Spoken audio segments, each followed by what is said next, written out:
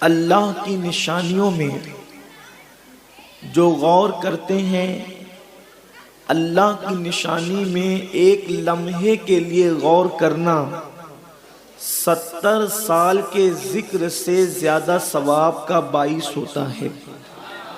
انسان 70 سال تک غاروں میں بیٹھ کر، بیابانوں میں، جنگلوں میں، گھروں میں، مسجدوں میں ذکر کرے تو جو ثواب ملتا ہے وہ اللہ کی نشانیوں میں ایک لمحہ فکر کرنے کی وجہ سے اللہ اسے اجر و ثواب عطا فرماتا ہے۔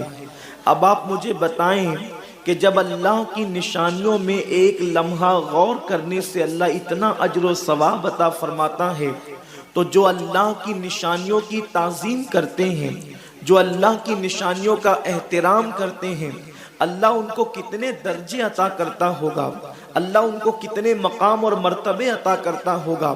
اللہ کی نشانی کیا ہے؟ اللہ کی نشانی یہ ہے کہ جس کو دیکھنے کے بعد، جس کو سننے کے بعد، جس کا ذکر کرنے کے بعد اللہ یاد آ جاتا ہے، اس کو اللہ کی نشانی کہتے ہیں۔ حتیٰ کہ قربانی کے جانوروں کو بھی اللہ کی نشانی کہا گیا ہے۔ اسی طریقے سے مسجدوں کو بھی اللہ کی نشانی کہا گیا ہے۔ اسی طریقے سے ماہ رمضان المبارک کو بھی اللہ کی نشانی کہا گیا ہے۔ اور اللہ تبارک و تعالیٰ ارشاد فرماتا ہے، جو اللہ کی نشانیوں کی تعظیم کرتے ہیں یہ دلوں کے تقوی کی بنیاد پر ہے۔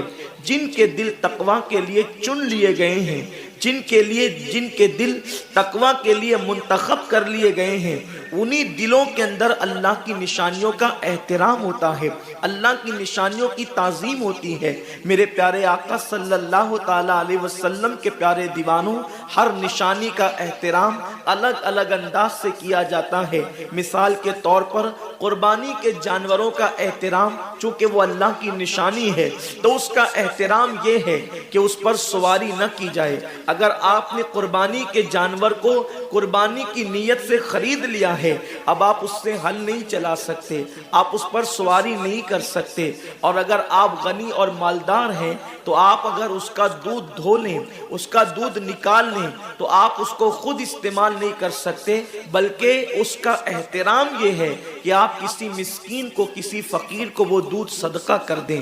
یہ اس قربانی کے جانور جو اللہ کی نشانی ہے اس کی تعظیم ہے۔ اب ماہ رمضان شریف بھی اللہ کی نشانی ہے، تو وہ ہمیں نظر تو نہیں آتا کہ اس کو دیکھ کر کھڑے ہو جائیں، وہ ہمیں نظر تو نہیں آتا، اس کے کچھ ہاتھ تو نہیں ہے کہ اس کی دستبوسی کریں۔ تو ماہ رمضان شریف جو اللہ کی نشانی ہے اس کا احترام کیا ہے، اس کی تعظیم کیا ہے؟ تو ہمارے اسلاف فرماتے ہیں ماہ رمضان شریف میں عبادتوں کا اہتمام کیا جائے، یہ اس کی تعظیم ہے۔ گناہوں کو چھوڑ دیا جائے، یہ اس کا احترام ہے۔